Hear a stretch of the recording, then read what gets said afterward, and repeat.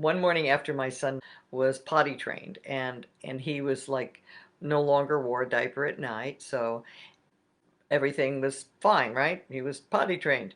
But in the morning, one morning, he woke up indignantly and he sat up in straight in bed and said, "Who peed in my bed?"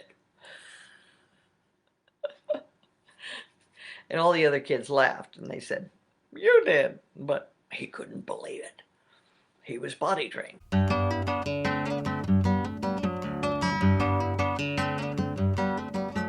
Ruth Elliott-Hilsdon here.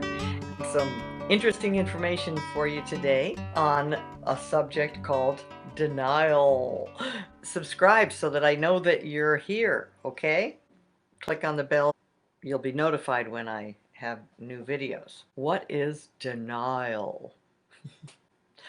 We're talking about denial, which is, it can be looked at as kind of how we try to shield ourselves from feeling bad by not seeing the truth. It's kind of like a coping mechanism that we go through as a survival technique, kind of, that we kind of learn in childhood, and it's to shield us from unpleasant feelings and experiencing.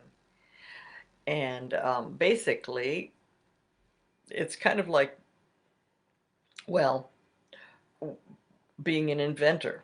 When I was a kid, I was a great inventor, inventing excuses for others when they ignored my needs, or um, and I would like I'd think to myself, um, well, I guess they're just too busy with other things that are much more important than me, and and I'd think to myself, well, I guess I need to learn how to do things for myself, even find love.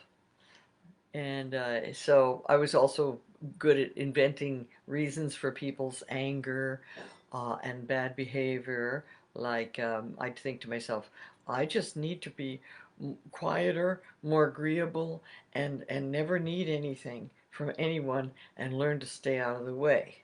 So that was something that I did to, as a coping mechanism for being ignored or not getting my needs met.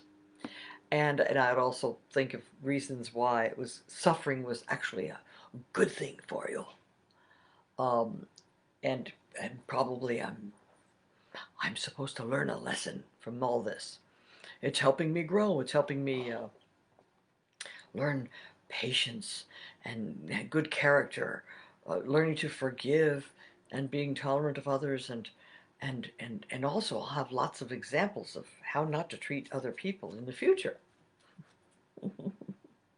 So it deny and when we're in denial, it kind of like it we accept false beliefs about like who we are and why things happen. When we're in denial, sometimes we can resign ourselves to this fate of like other people's being in charge of our lives, and we wallow in our misery, feeling victimized and helpless. Denial is kind of like a coin with two sides. One is shame and the other is blame. When we don't want to feel shame, we blame.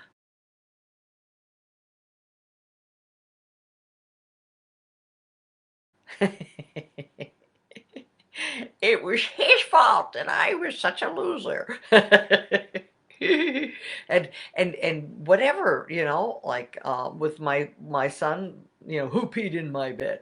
Of course, what do you expect from a 2-year-old? So this is like, everyone makes mistakes, right?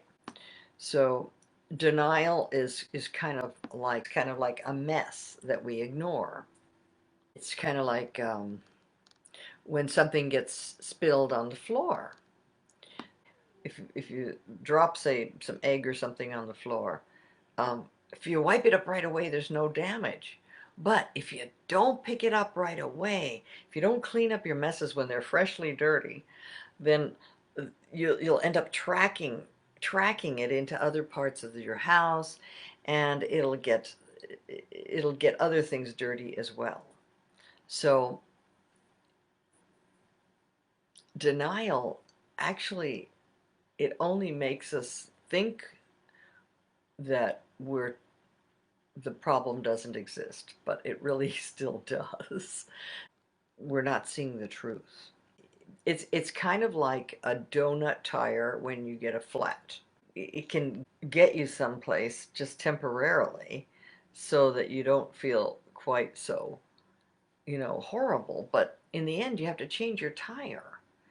Now, as far as tires go, the AAA recommends that, I have a quote here.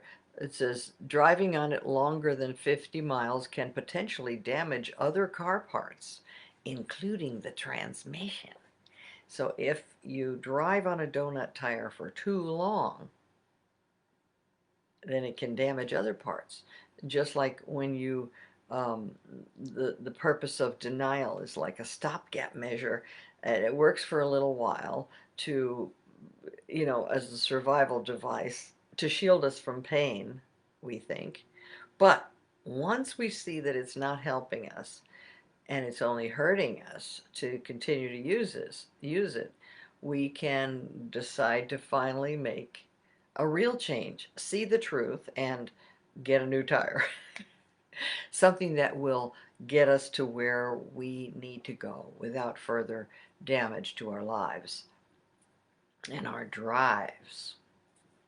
And our drives are towards, everyone wants a good life, but we all go about it in different ways. And some people try to get their own way by blaming other people for their mistakes, and blame and then shame. They feel so ashamed that they don't want to try anything or stick their necks out. So the moral of the story is, when things go whoops or ouch or ugh, don't shove it under the rug. Face it, take care of the ouch, and you'll have a happier, cleaner experience in life.